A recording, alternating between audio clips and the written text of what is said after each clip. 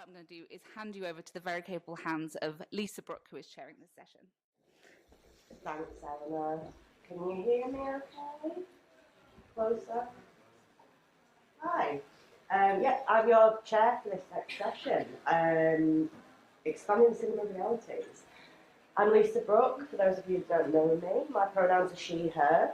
A description for anyone with visual impairment needs. And my hair is brown. I'm a woman in her 30s, wearing a leather jacket, light blue jeans, and boots. And I've got a cold, so apologies if I'm a bit sniffly. Yep, hello, can you hear me? I'm the Artistic Director and CEO of Live Cinema UK. We produce immersive, there we go, I can hear myself now, thanks. We produce immersive cinema events, which includes live soundtracks, theatrical augmentation, and increasingly the word immersive, of course, means immersive technologies. I'm also studying a master's in immersive and interactive experience design. Who knew you could do a master's in that? And I'm the unofficial This Way Up karaoke wrangler, Pout Nightclub, 10 p.m, if we're all still alive and if anyone's interested. So I'm briefly going to ask our panel to just say their names, their roles, their pronouns, and describe themselves. And then I'm going to come back to you each individually to spend a couple of minutes digging into your own practice within XR Exhibition. So could I go to Alex on Zoom first, please? Sure. Hi, everyone. My name's Alex Rühl, pronouns she, her. And I am, with one cap, I'm a virtual reality director. And on the other the other cap I wear is head of Metaverse Technologies for PwC. Thank you. Could we have a little description of what you look like, please? Sorry, say that again? A little description of what you look like, just for visual description. Yep. So I am a white woman with round glasses and shoulder-length blonde hair. Thank you, Alex. Thanks for joining us. And Amy, if you could introduce yourself, please. Hi, everybody. My name's Amy Rose, and I am one of the founders of a company called Anagram. We make interactive and immersive projects of all kinds and have done for the last 10 years, following a while making documentaries. I did my MFA at Edinburgh College of Art, so I really wanted to come to Dundee to be back in the Scottish land, but I couldn't make it up there. We make VR, AR, stories, audio, all sorts. And I've also been helping a cinema in Bristol called Watershed, which is an amazing place. Think about whether it could start to develop a more permanent immersive space recently. So lots of these questions that this panel is going to be thinking about is something that I've been working quite directly on recently. And in terms of a description, I'm a white woman with a sort of gingery fringe and a leopard print woolly jumper to keep away the cold as it enters my bones in this cold day. Thank you, Amy. And joining me in the room in Dundee, Madeline Bates. Hi, everyone. I'm Madeline Bates. I'm the Programme Manager for StoryTrails, which was led by StoryFutures, the National Centre for Immersive Storytelling. I am a white woman with long brown hair, and I'm wearing a blue boiler suit and some cherry red Doc Martens. Lovely, thank you so much. So I'm going to come back to you all individually in just a sec, but judging by the hands in the room this morning, when Alison asked about who's doing immersive, I think there was only, doing immersive, exhibiting immersive within their venues. I think there was only maybe less than 10 people put their hands up, so I'm really interested to see where this conversation takes us, and that's exactly what This Way Up is for. So I'll stay in the room with Maddie. If you could just talk about your most recent practice and work in XR Exhibition, just spend a couple of minutes talking about StoryTrails. Sure. So I can tell you about my only experience of practice in XR, which is StoryTrails, which for those who don't know, was a national touring project, which actually did come to Dundee back in July. It toured 15 different cities across the UK. We started in Omagh in Northern Ireland and ended in Catford and Lewisham in southeast London. It was a programme of immersive storytelling that showcased virtual reality immersive documentaries, AR trails. Some of you may have gone out on the Dundee AR trail with my colleague Helen earlier today. It also showcased what we called the People's Maps, which was the result of a combination of audio testimony from different community members in each of the 15 cities that we worked in, and 3D scanning and animating that 3D scanning to create quite playful immersive films about people in place, into which we also integrated archive footage from over 40 different sources, including the BFI and BBC National Archives.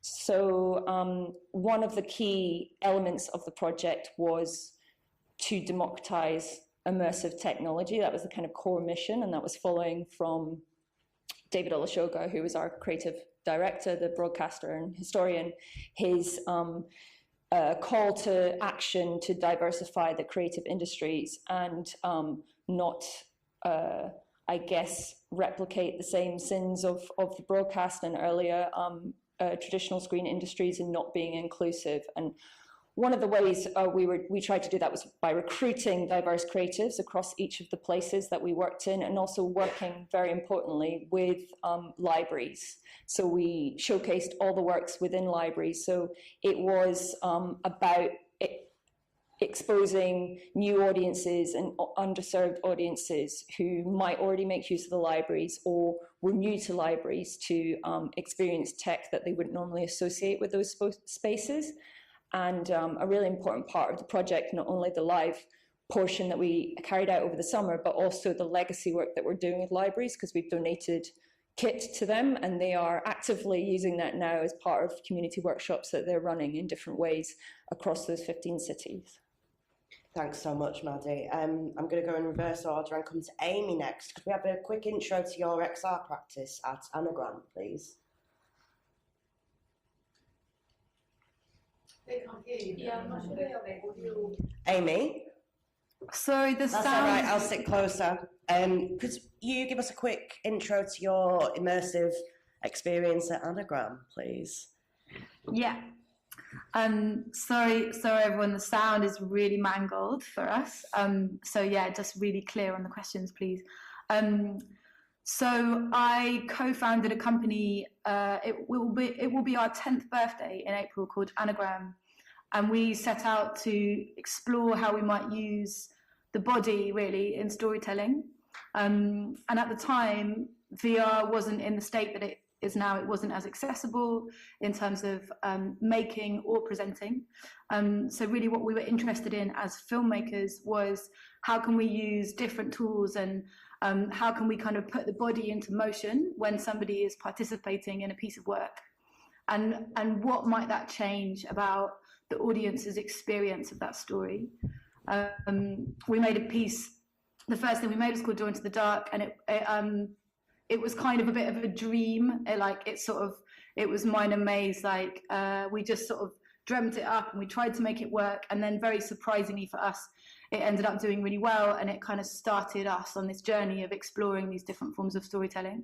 That piece was exploring what it means to be lost, and in it you would get very, very lost yourself.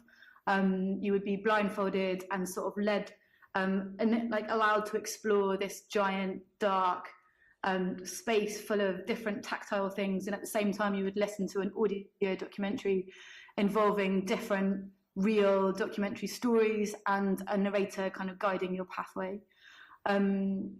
Since Door into the Dark, we've made all sorts of things.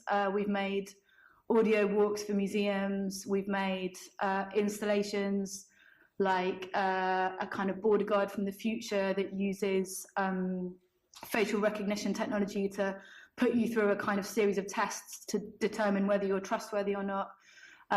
We've made augmented reality, and we've made VR, and we've made it, we're very much with the kind of, from a critical perspective really, of trying to really think about what are the affordances of this medium, what does it enable that cinema doesn't enable, so that we're really, really sure that it's worth spending all of the time and the money that it takes to make VR. So in that we've made initially a piece for the BBC called Make Noise, which is about the suffragettes. Then we made a kind of slightly crazy installation for 2 people at a time called The Collider, which was about power dynamics between people. And one person would wear the headset and the other person would hold the controllers. And so the person holding the controllers would become the kind of puppeteer of the person wearing the headset.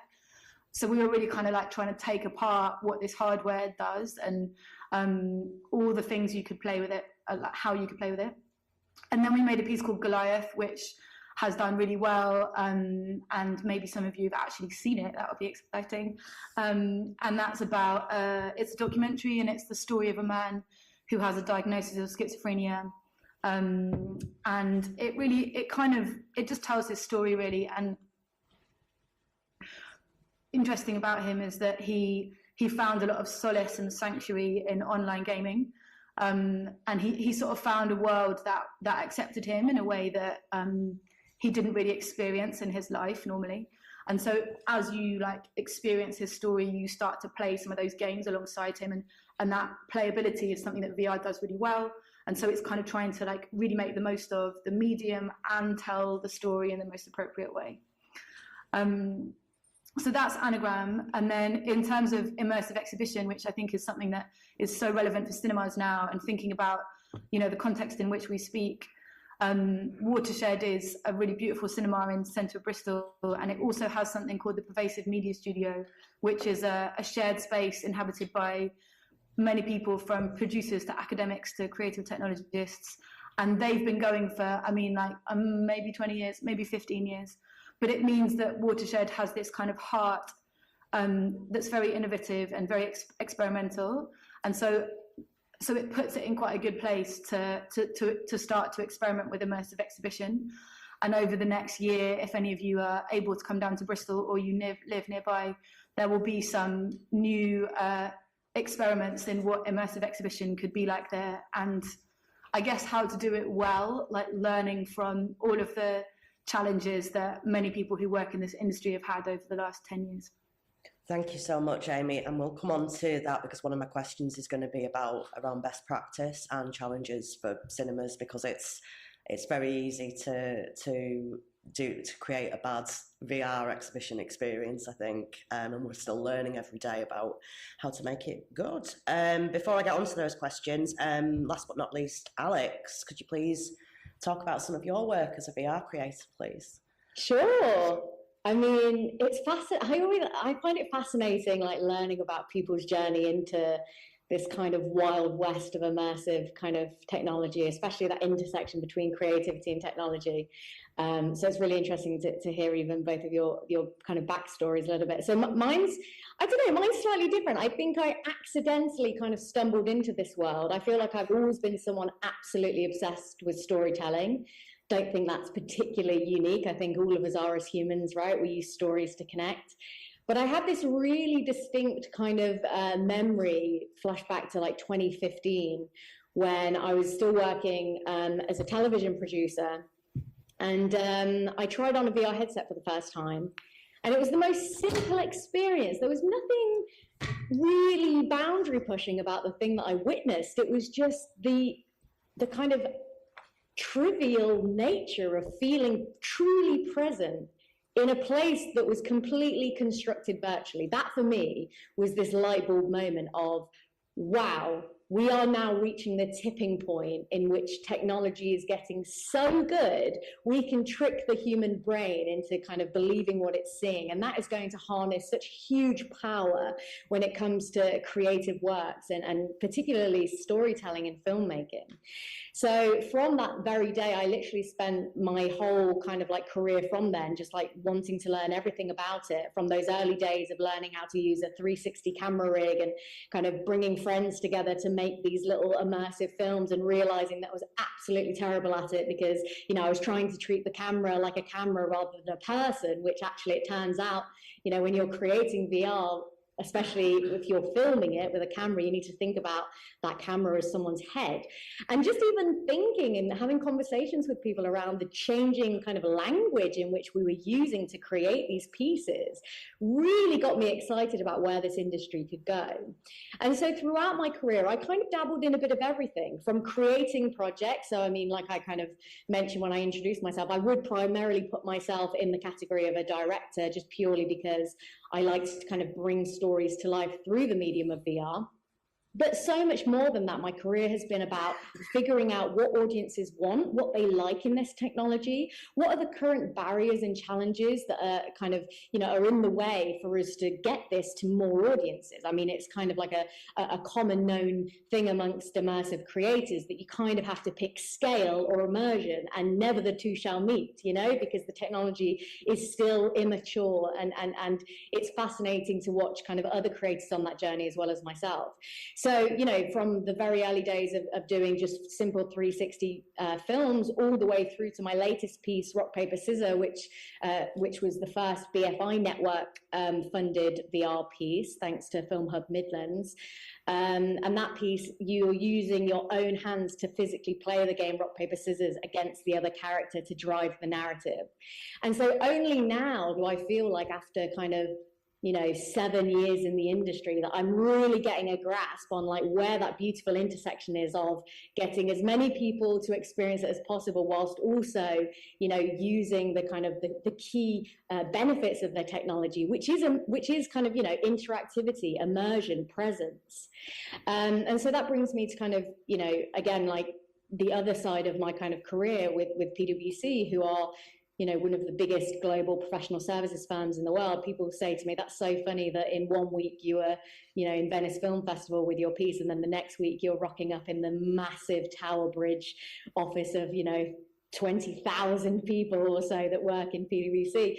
But to me, they seem the same, right? Because it's a case of like, well, how do you reach scale? Well, you reach scale by kind of using this in all sorts of ways, not just in the traditional ways we think about cinema and filmmaking. You think about, well, how do you bring film and those cinematic experiences into the workplace? Because the workplace are the ones that have got probably more money right now to invest in new technologies. And from there, you kind of spin out these incredible creative pursuits, you know, like companies like Anagram that are kind of like solely focused on creating those more bespoke pieces. So, I mean, that was a bit of a ramble, but, you know, throughout that whole career journey, I think the number one thing for me has always been about starting with the audience first. And especially if you're someone that's interested in playing in this space, I would encourage you and say, yes, like, you know, we need more creators and more diverse thinking to come into the space in order to mature the kind of experiences we can deliver. But you've got to like kind of put the audience at the center and think about not only what is that experience going to be like when they're in the headset and they're actually experiencing your work, but even before that, what's the experience of getting them into the headset? How accessible is it in terms of like where you're exhibiting and how many people can go through it at a time, and all of those things that contribute to how widely we can distribute these kind of incredible pieces. Thank you so much, Alex, and congratulations on screening competition at Venice. That's incredible. I realise I've been quite a bad chair and I've used an acronym and not explained that acronym. So when we talk about XR, to segue from Alex talking about headsets, we're not just talking about headset-based technologies, we're talking about all immersive, augmented and virtual expanded realities. So that's everything from mobile phone-based to binaural sounds, and something that I'm incredibly passionate about, 360-degree screens and full dome exhibition. So that's one thing to just note, that when we talk about this, it's really important to be, it's headsets and also this. So to get on to sort of the first discussion point, this session's addressing the role that traditional cinema spaces could play in disseminating these rapidly emerging and evolving forms. And at previous editions of This Way Up, we've had sessions asking, is VR the future of cinema? And I think we can all safely say no, but in the sort of Marvel cinematic universe type of way, it's part of a possible future. And we're not just talking about watching projects alone at home on a headset anymore. it can be part of that. But that is something that we do need to consider, that since the pandemic, a lot more headsets have become more affordable and people are getting more familiar with this technology. Little stat I did in my research, global headset sales increased by 92% in 2021. So I want to sort of explore a couple of those points that everybody neatly brought up for me in their introductions. So let's start with about the audience response. Alex mentioned, getting people into the headset is kind of like the first challenge. So I think I'd like to go to Maddie with this, actually, having done the huge epic journey of StoryTrails. What's it been like to, and obviously Amy and Alex, I'd like to get your opinion on audience experience as well, but I just want to start with Maddie. What's that experience been like, getting people across the country in places that never have had headsets available before for free use? Interesting. I think at StoryFutures, there's a research team, there's an audience insight team that specifically research into methods and techniques around facilitating good immersive experiences. So luckily, the team on the ground, the event team, were able to sort of come with that intelligence to working with people who had really varied levels of experience with immersive. I think the stat that we found through our surveys of participants with that, 38% had no experience whatsoever of immersive, and that's including, as Lisa said, any sort of AR filters, which are quite commonly used, more widely used than lots of other XR expressions. I think we had a mantra throughout the tour that it's not you, it's the tech, because we were working with emerging technologies. We were working with audiences who, like you said, had little to no experience of either a headset. They had little to no experience of immersive screens, even though that's a really easy thing potentially to experience. So we luckily blame the tech a lot of the times if things went wrong, which I think, is actually a way of relating to the audience, because it's not a perfect science or art, and it's still an evolving technology, especially evolving in this context. We had different entry points, which required different levels of interaction. So we had a big immersive screen where you just needed to go and sit and have essentially an immersive cinematic experience. So it was pretty low level in terms of what you had to do as a participant. We had workshops. We sort of, as the tour, which was about 15 weeks long, evolved, we also evolved a sort of fourth feature of it, which was what we call Big Me, Little Me, which essentially was the librarian scanning members of the audience, community members, creating 3D avatars and then sending those 3D avatars to them. And that was, because we used 3D scanning, LiDAR scanning throughout the project, it was really a backbone of all the different aspects of it. So this was the way in which we could get community participation on a really sort of easy level, and that helped people connect what that was with what we did on the big screen or in the AR trail or in the VR headsets. Thank you so much. That's so interesting, because it's like the biggest sort of project, and there's so much learnings from that. I'd love to read the report. There's lots. Yeah. We've released some findings that the research team have come up with, happy to share, and we'll still be doing more with the legacy, because we're still working with different communities and different libraries, and again, not just working with audiences who have little to no experience of immersive, but also working with library teams who are then the ambassadors for this, who have had little to no experience of immersive tech, but who have gone on a journey themselves. And the general narrative was that they were afraid of what they were going to be faced with, and then the live event happened, they were really happy, and now that a lot of them, majority of them, have embraced the kit that we've left and are running their own workshops, like I said. So amazing. I'm going to have to open it up to questions in a few minutes, questions from the audience, but time goes so fast. So I wanted to come to Amy and Alex to sort of explain a little bit about your experiences and the challenges of specifically putting your work into cinema and cultural venues, because I know that you've done that around the world. I did Goliath in Amsterdam and at South by Southwest in Texas. I've not actually done it in the UK, but it was amazing the way that was set up both times. So what have been the challenges? I'll come to Amy first. Challenges in terms of setting that up in a venue from your perspective as a producer of work, and what was the audience response like? And then I'll come to Alex. Shall I go first? Yes, sorry, Amy.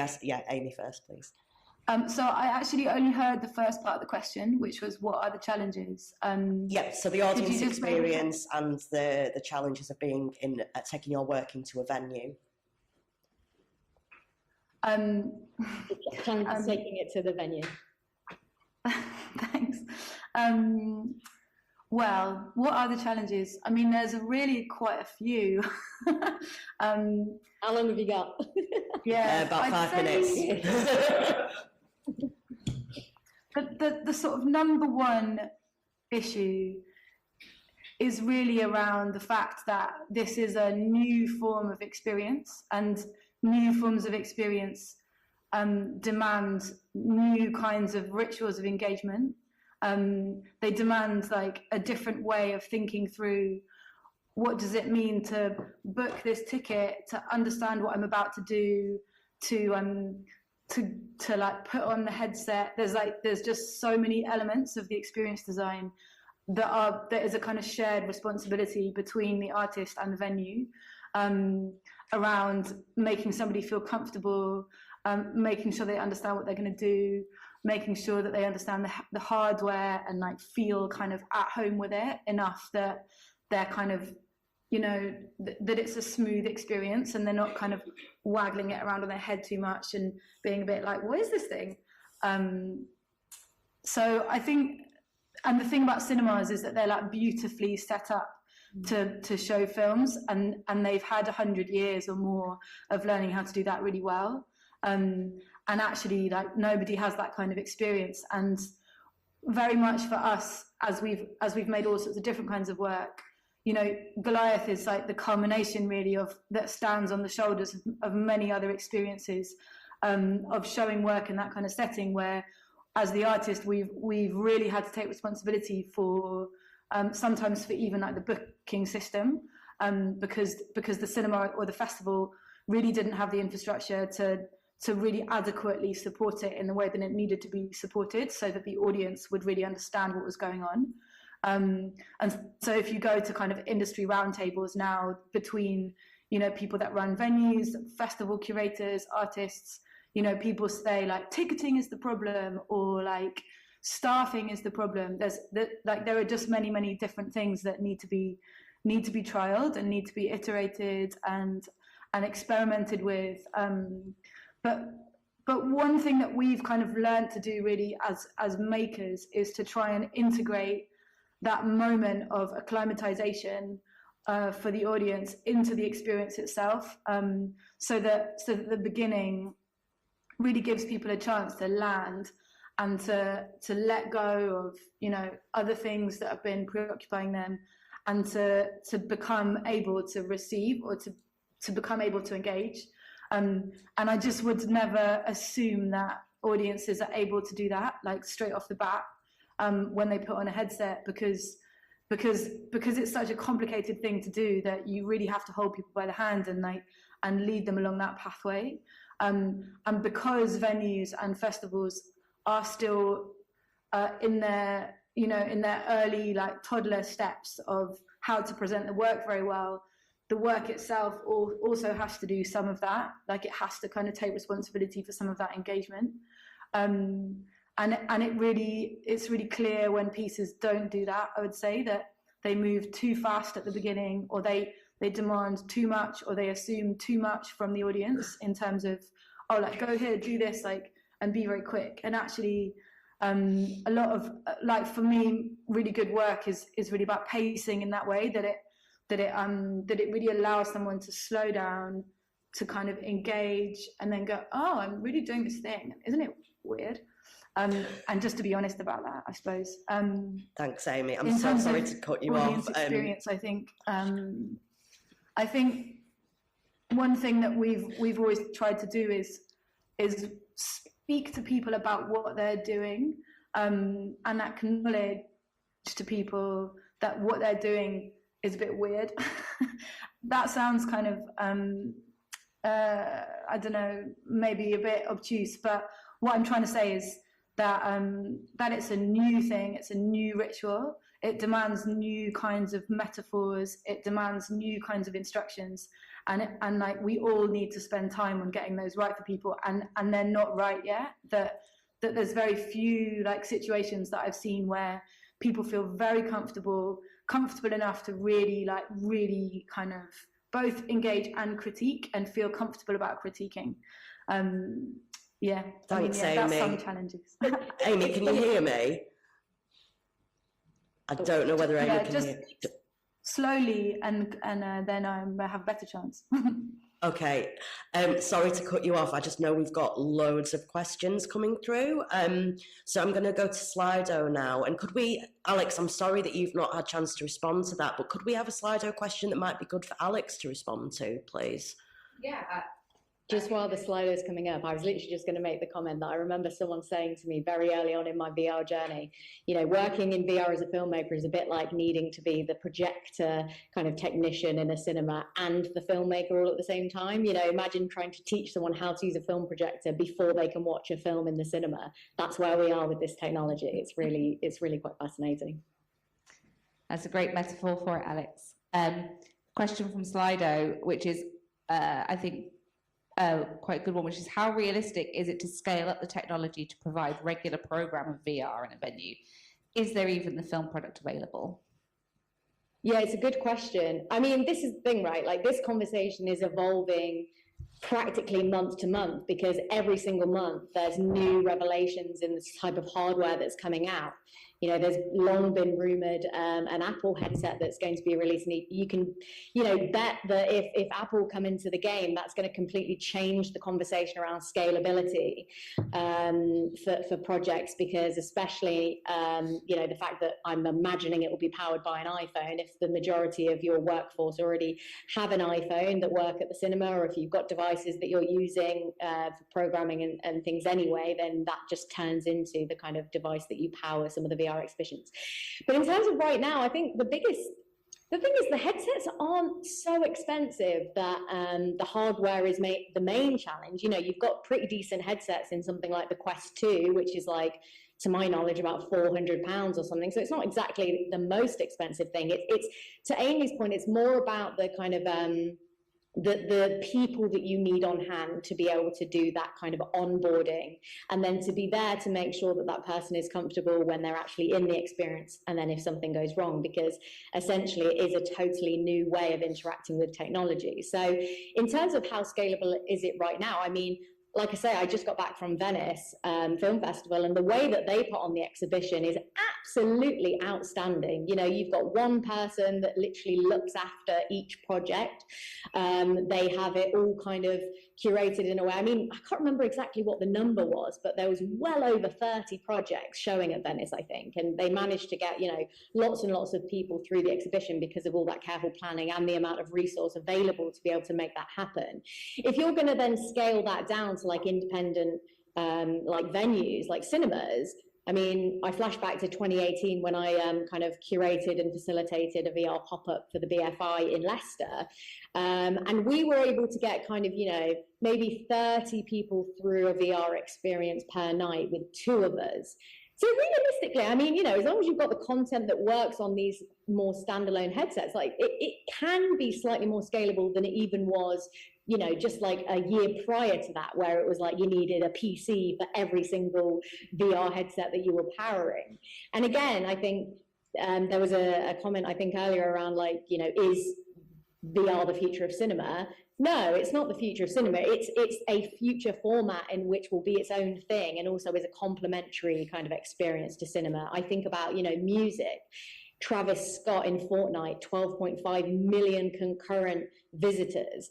you couldn't have a music stadium with 12.5 million people. Is the experience in Fortnite for that music concert the same as going to Wembley Arena and seeing? No, it's a different thing, but it's kind of like lots of different options kind of materializing in lots of different ways. So I think that's the way we need to think about it. If you're a venue and you're thinking about programming, think about what kind of content and experiences do you want for your audience, and then, focus in on maybe like making it, not necessarily the most scalable it could be to sell tickets, but more a case of, are you going to be able to cover your costs by getting a certain amount of people through? So rather than going for those big, extravagant, one in, one out, every half an hour experiences, maybe you need to be looking at experiences that are, more kind of like 5 people at a time in headsets with one person looking after them. Sorry, I could speak about that forever, but those are just kind of some thoughts around the scalability of it all.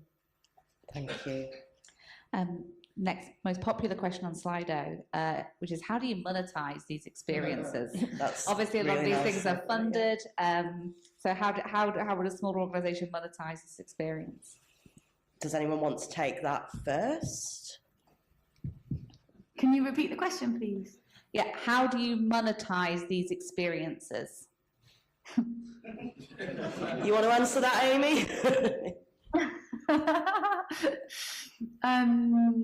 Well, how do things get paid for?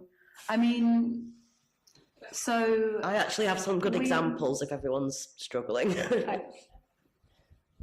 I mean, Go on, we Amy, get our sorry. work funded by a combination of, well, Goliath was funded by Meta, who run Oculus, and the BFI, and then lots of other small pots of money. And it was on the Oculus store for a year for free, and now you pay for it. And then when it's in film festivals, basically they pay a licensing fee, and then they sell the tickets, and we don't get any of the breakdown of the ticket fee. But it's no joke with VR; it's very, very expensive to make it and to make it well. And so that's one of the barriers to having enough good quality work on show at the moment, that there isn't enough funding because there isn't a good enough distribution model that then feeds back into makers. And that's the kind of massive missing gap at the moment in the industry, which does exist in the film industry in a completely different way. So that's where the work needs to happen on the distribution. Can I just give an example as well off the back of StoryTrails? So the experiences that you can experience downstairs. So we've set up a sort of model with the producers of those experiences to license that content to use as part of the legacy within libraries, which is obviously completely free and continues to be completely free. However, we have the opportunity to bring those experiences to exhibitors if they want to take them on and charge to cover overheads. So we've set up that sort of licensing agreement with the producers, which is a sort of early element of a distribution model, distribution and commissioning model that StoryFutures are trying to develop. So it's like what you said, we don't have the sort of infrastructure and precedence in this area of the industry so much, so we need to sort of borrow the good bits from the wider film industry.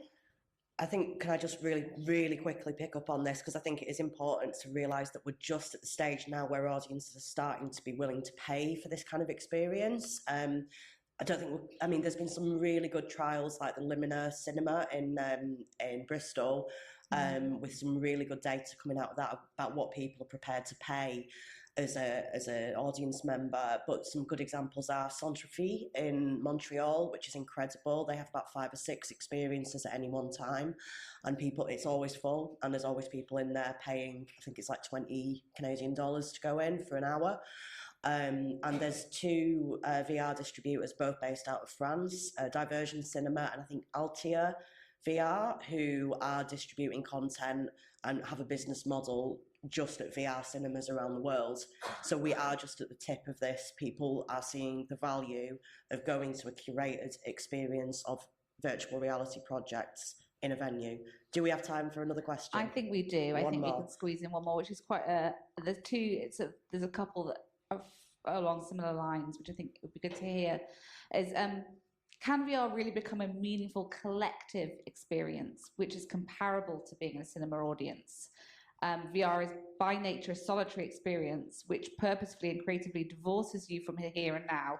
So what's the benefit of putting it in venues? Can I say one thing? I keep referring back to StoryFutures research, but off the back, I don't know if any of the venues in the room took on the Leica tour, which was a VR experience directed by Asif Kapadia.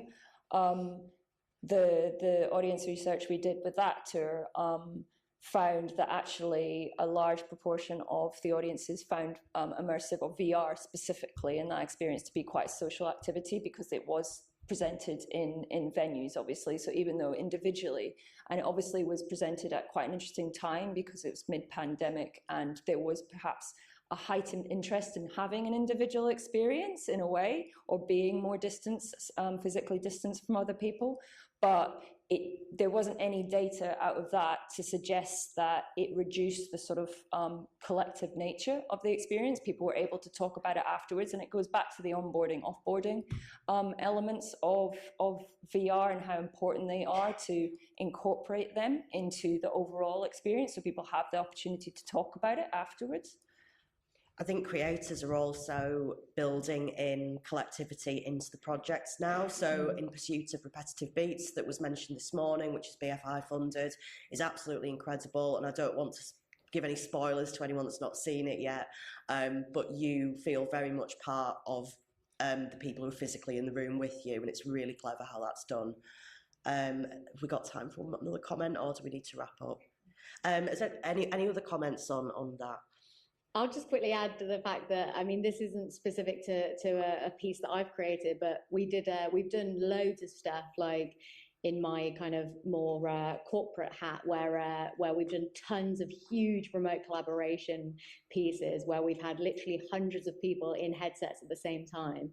And it's honestly the funnest thing in the world to watch them kind of interact in a virtual world and see those barriers break down. Actually, there's some interesting research coming out around the fact that actually people kind of lose their inhibitions a bit more when they're interacting in these kind of more digital ways than they are, you know, physically when they're together in a space. So that combination of being in the virtual world, having an experience, and then lifting the headset off and coming back to the quote unquote real world actually ignites some of the most exciting kind of conversations that I've ever seen when it comes to kind of people meeting in a physical space together. So I just would really add as well that, like, I think we make, part of the way that we make meaning from these kinds of cultural experiences is through conversation afterwards. And it's not just in the direct experience of the thing itself, it's in how it lands and how we debate how it lands afterwards. And, I go to the cinema and I sit and I watch it, and I don't talk to my friend all the way through the cinema. I sit and I concentrate, and then I talk to them afterwards. And if I was to go to a place and I was to do a piece of VR or another kind of interactive work, and then talk to them afterwards, there's nothing really to say that that's a more solitary experience than watching a film. And I think that's a real red herring, actually, and that we have to think of venues and really venues as really places to really harness the power of what collectivity can mean, and focus on that rather than getting caught up on what the technology may or may not deliver. Thank you, Amy. That's an excellent point to end on. Let's approach XR with positivity for collective immersion. Thank you. Can you join me in thanking our incredible panelists today? This could be a conference in itself, but thank you so much for everyone that asked questions, and thank you, Maddie, Alex, and Amy.